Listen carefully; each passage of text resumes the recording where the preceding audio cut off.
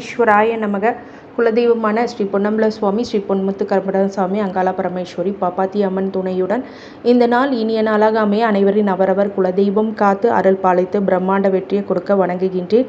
இன்று பிறந்த நாள் மற்றும் திருமண நாள் காணும் அனைத்து சொந்தங்களுக்கும் என்னுடைய நல்வாழ்த்துக்கள்.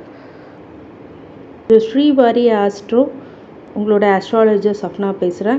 நெக்ஸ்ட்டு 3 இயர் ப்ரெடிக்ஷன் அப்படிங்கிறது எதுக்காக அப்படின்னா, உங்களோட வாழ்க்கைக்கு எது தேவைப்படுறது, எது தேவையில்லாதது, கவனமாக இருக்க வேண்டிய இடங்கள் அப்படிங்கிறது பொதுவான பலன்களை ஃபஸ்ட்டு சொல்லுவோம். கோச்சார அடிப்படையிலையும் சொல்கிறோம், திசாபுத்தி வாரியாகவும் சொல்லும் போது அந்த பார்வை பலத்தினால் வருகின்ற பிரச்சனைகள், அதன் மூலியமாக வருகின்ற நன்மைகளை பற்றி முழுக்க போட்டிருக்க வீடியோவை ஸ்கிப் பண்ணாமல் பாருங்கள்.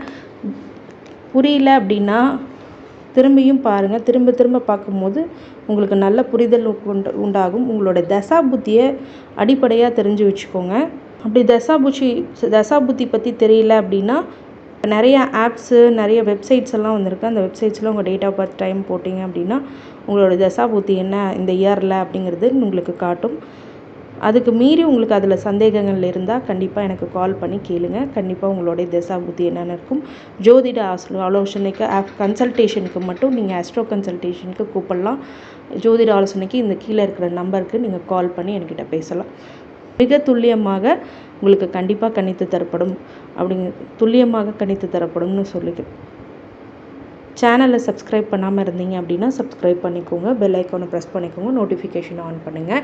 இந்த முழு பதிவை உங்களுடைய உற்றார், உறவினர், நண்பர்கள் அனைவருக்கும் பகிர்ந்து பயன் தருமாறு கேட்டுக்கொள்கின்றேன். 2024-2025க்கு என்ன கோச்சார பலன்கள் இருக்கும் அப்படிங்கிறது ஃபஸ்ட்டு இந்த 2024 25க்குள்ளே என்ன டிரான்சாக்ஷன் நடக்குது அப்படிங்கிறத பற்றி 3 வருஷத்தோட டிரான்சாக்ஷனை ஃபஸ்ட்டு பார்ப்போம்.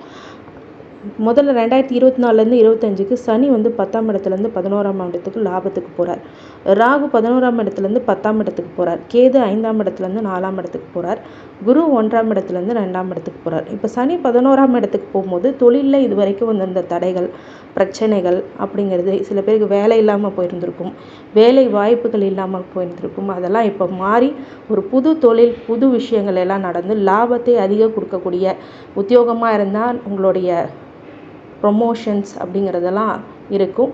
நல்ல பட்டம், பதவி அப்படிங்கிறது, பெயர், புகழ் அப்படிங்கிறது உங்களை அலங்கரிக்கும் அப்படின்னு சொல்லலாம். இதே தொழில் பண்ணிகிட்ருக்கீங்க அப்படின்னா மிகப்பெரிய லாபத்தை நோக்கி கண்டிப்பாக இந்த காலகட்டம் உங்களை உருவாக்கும். ஏன்னா சனி கொடுப்பார், யார் தடுப்பாருங்கிற மாதிரி கண்டிப்பாக இந்த காலகட்டத்தில் உங்களுக்கு நல்லது நடக்கும். ராகு 11ஆம் இடத்துலேருந்து 10ஆம் இடத்துக்கு போகும்போது 10ஆம் இடத்துல ஒரு கிரகங்கள் இருக்கும்போது, அது ராகு போன்ற சர்வ கிரகங்கள் இருக்கும்போது நன்மையை அதிகமாக செய்வார் அப்படிங்கிறது ஒரு விஷயம். கேது 5ஆம் இடத்துல புத்திர தடையும் குலதெய்வ அனுகிரகமும் கெடுத்துக்கிட்டு இருந்த இடத்துலேருந்து இப்போ நகர்ந்து 4ஆம் இடத்துக்கு போகிறது அப்படிங்கிறது ஒரு வகையில் விசேஷம் தான். ஏன்னா புத்திர பாக்கியமே இல்லாதவங்களுக்கு இப்போ புத்திர பாக்கியம் கிடைக்கும்.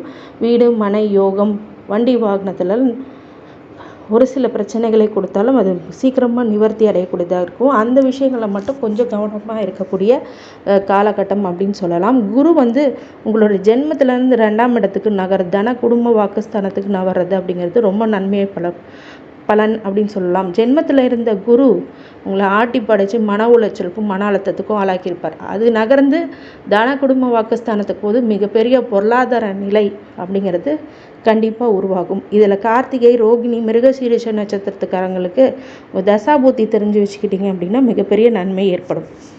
பொதுவாகவே இந்த கார்த்திகை, ரோகிணி, மிருகசீரிஷம் முதல்ல சூரிய, சந்திர, செவ்வாய் திசையில் அதிகமான சுபிட்சங்கள் ஏற்படும். ஏன்னு கேட்டிங்கன்னா சனி உங்களுக்கு டிஸ்டர்ப் பண்ணலை, ராகு கேதுவும் இந்த பிரச்சனை பெருசாக இல்லை, குருவும் 2ஆம் இடத்துக்கு மாறுறார். அப்படிங்கும்போது அதிகமான சுபிட்சத்தை ஏற்படுத்தி கொடுத்துரும். இந்த குழந்தைங்களாக இருப்பீங்க இல்லையா, ஒரு வயசுலேருந்து ஒரு 35 வயசுக்குள்ளே இருக்கிறவங்க கண்டிப்பாக இந்த 30 வயசுக்குள்ளே இருக்கிறவங்களுக்கு அதிகமான சுபிட்சங்கள் ஏற்படுத்தக்கூடிய ஆண்டாக இந்த ஆண்டு கண்டிப்பாக இருக்கும் 2025. அது ராகு திசையாக இருக்கிறாங்க.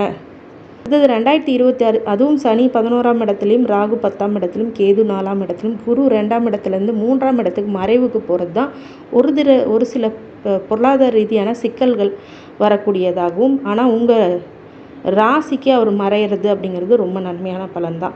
இந்த காலகட்டத்திலையும் 2026 திருமணம் ஆகாதவங்களுக்கு திருமணம் நடைபெறும். மிகப்பெரிய அளவில் பொருளாதார நிலை உயரும் அப்படிங்கிறது ஒரு விஷயம். 3ஆம் இடத்துல இருந்தாலும் உங்களோட பார்வை பலனால் திருமணம் ஆகாதவங்களுக்கு திருமணமாகும் பாக்கியத்தை கொடுக்கக்கூடிய ஆண்டாக இருக்கும். லாபத்தை அதிகரிக்கக்கூடிய ஆண்டாக கண்டிப்பாக இந்த 2026 ரிஷப ராசிக்காரங்களுக்கு ஒரு ஃபேவரான ஆண்டுன்னு சொல்லலாம். அதே மாதிரி 2027 11ஆம் இடத்துல சனி அதே இடத்துல இருக்கிறார். ஆனால் 12ஆம் இடத்துக்கு அடுத்தது விரயத்துக்கும் வரார். ராகு 9ஆம் இடத்துக்கும் கேது 3ஆம் இடத்துக்கும் குரு 3ஆம் இடத்துலேருந்து 4ஆம் மறைவுலேருந்து 4ஆம் இடத்துக்கு வர்றது ஒரு நல்ல விஷயம்தான். சனி 11ஆம் இடத்துல இருக்கும்போது லாபத்தை அதிகமாக கொடுக்க போகிறார். ராகு 9ஆம் இடத்துக்கு தந்தையார் வீட்டு ஆட்களோடு பகை அப்படிங்கிறதெல்லாம் கொஞ்சம் வரக்கூடிய நிலைமை இருக்கிறது. அந்த நேரத்தில் ரொம்ப கவனமாக இருக்கணும். தந்தை வழி சொத்துக்கள்னால் பிரச்சனைகள் ஏற்படலாம். கேது 3ஆம் இடத்துக்கு மறைவுக்கு வர்றது ஒரு வகையில் நல்லது கொடுக்கும். குரு பகவான் உங்களுடைய மறைவிலிருந்து 4ஆம் இடத்துக்கு வரும்போது ஒரு சில விசேஷங்கள் அந்த பார்வை பலத்தால் இது வரைக்கும் அசிங்கம் வம்பு வழக்குகள் இருந்தால் அது நிவர்த்தியாகும். தொழிலில் இருந்த சங்கடங்கள் பிரச்சனைகள் எல்லாமே நிவர்த்தி பெறும். விரயத்தை கொடுத்தது விரயம் கட்டுப்பாட்டுக்குள்ளே உங்கள் கட்டுப்பாட்டுக்குள்ளே வரும்.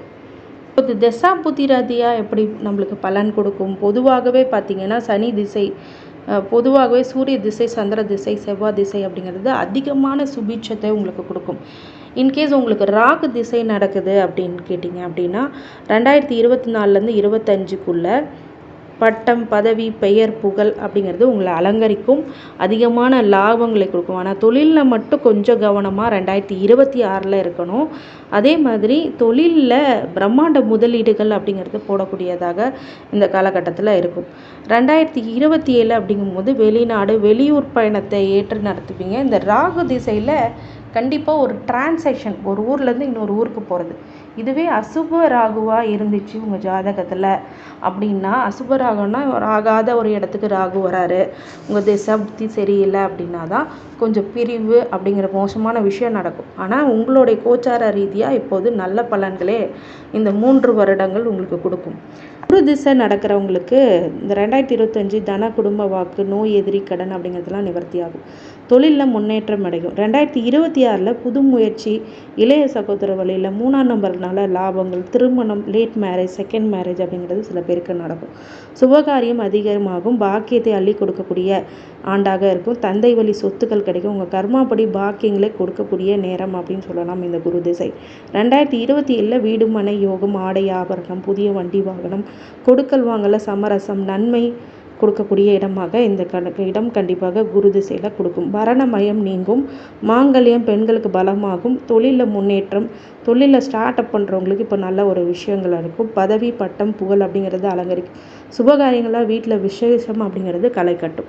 சனி திசை வந்துச்சுன்னா இந்த 2025லேருந்து 26 27லேருந்து இந்த சனி 11ஆம் இடத்துல எதிர்பாராத லாபம் அப்படிங்கிறது ஏதாவது ஒரு வெள்ள லாபம் கொடுக்கும். ஆனால் கவனமாக இருக்க வேண்டிய இடம் அப்படிங்கிறது மன ரீதியான ஒரு குழப்பங்கள் உளைச்சல்கள் அப்படிங்கிறது ஏற்படும்.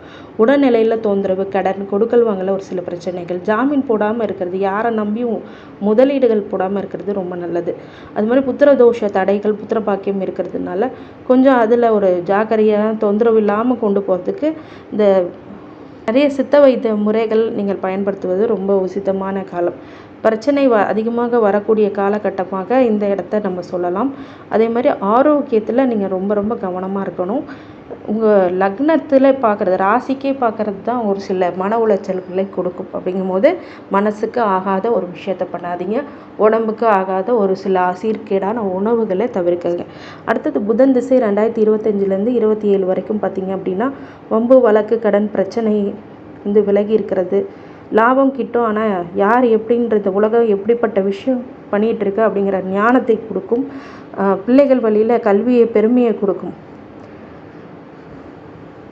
ஐடி செக்டார் எலக்ட்ரானிக் கம்யூனிகேஷனில் வெற்றி பெற வாய்ப்புகள் அதிகமாக உண்டு. உங்கள் மகன் மகளுக்காவது கண்டிப்பாக இந்த புதன் திசை உங்களுக்கு உபயோகமாக இருக்கும். கேது திசையில் சொத்து வம்பு வழக்கு அப்படின்னு இருக்கணும். வண்டி வாகனத்தில் கவனமாக இருக்கணும்.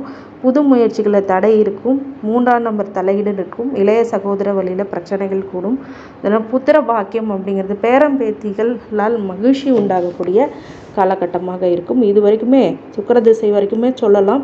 இந்த சுக்கிர திசை அனுபவிக்க முடியாத திசை. பட் பேரு புகழ் அப்படிங்கிறதெல்லாம் கண்டிப்பாக இருக்கும். உடம்பையும் மனசையும் கவனமாக வச்சுக்கணும். புத்திர வழியில் ஒரு சில யோகங்கள் நடக்கும். இந்த KFC CEO கூட 60 வயசுக்கு மேலே தான் இந்த சுக்கிர திசை அவருக்கு நன்மையை அதிக அளவில் பண்ணிச்சு.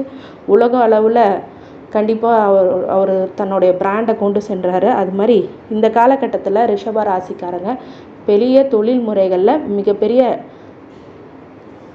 மாற்றத்தை கொண்டு வருவீங்க. ரிஷபராசிக்காரங்க இயற்கையாகவே சுக்கிரனுடைய காரகத்துவத்தில் இருக்கவங்க ஒரு ராசியாதிபதியும் கூட. அந்த சுக்கிர திசை உங்கள் மகன் மகளுக்கு பேரம் பேத்திகள்னால் உங்களுக்கு நன்மையே அதிக அளவில் ஏற்படும் அப்படிங்கிறது தான் உண்மையான விஷயம். இந்த ஆண்டு நீங்கள் ரொம்ப கவனமாக இருக்கணும் அப்படின்னா 2027 ஆண்டு. ஏன்னா உங்களுக்கு ஜென்மத்துக்கு வரப்போகிறது அப்படிங்கிறது தான் ஒரு விஷயம். அதாவது 12ஆம் விரயஸ்தானத்துக்கு வர்றது தான் விஷயம். 12வது விரயத்துக்கு வரும்போது விரயங்களை அதிக அளவில் கொடுக்கும் அப்படிங்கிறது 7.5 சனி என்ட்ரு ஆகக்கூடிய காலகட்டம். அந்த 2027 ஆஃப் இயருக்கு அப்புறம் நீங்கள் ரொம்ப கவனமாக சில விஷயங்களை எடுத்து செய்யணும். உங்களோட வாழ்க்கையில் அது ஒரு திருப்பு முனையாக கண்டிப்பாக இருக்கும். ஆனால் பொதுவாகவே இந்த 2025, 26, 27 மிக நன்மை அளிக்கக்கூடிய ஆண்டாக கண்டிப்பாக இருக்கும் அப்படின்னு சொல்லலாம். வழிபாடாக குலதெய்வ வழிபாடும் வெள்ளிக்கிழமையான சுக்கிர ஓரையில் நீங்கள் வழிபடுறது ரொம்ப நல்லது. மகாலட்சுமியை வழிபடுறது ரொம்ப நல்லது. இந்த ரிஷபராசிக்காரங்களுக்கு அனைத்து ஐஸ்வர்யங்களும் சகல சௌபாக்கியங்களும் மன நிம்மதியும் மனோதைரியத்தையும் ஆரோக்கியத்தையும் கொடுக்க வேண்டும் என்று என் பெருமான் ஸ்ரீ வாரி பெருமாளை வேண்டி வணங்குகின்றேன். வாழ்க வளமுடன். நன்றி.